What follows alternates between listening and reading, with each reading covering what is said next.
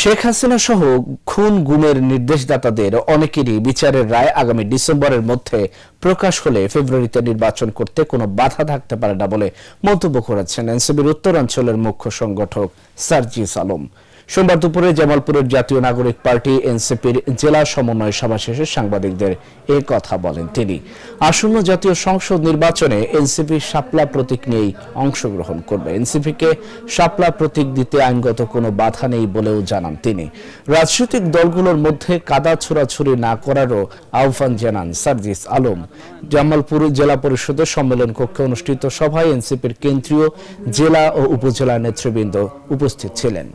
যে এই শাপলা প্রতীকটা আসলে আমাদের জায়গা থেকে আমাদের ভাবনাটা সত্য ছিল বলেই এই শাপলা ততটাই শক্তিশালী মেসেজ ক্যারি করেছে যে বাংলাদেশের অনেক মানুষ এখন আমাদেরকে বলে ওরা শাপলার না। সো ওই জায়গাটা দিয়ে পরিচয়টা চলে গিয়েছে।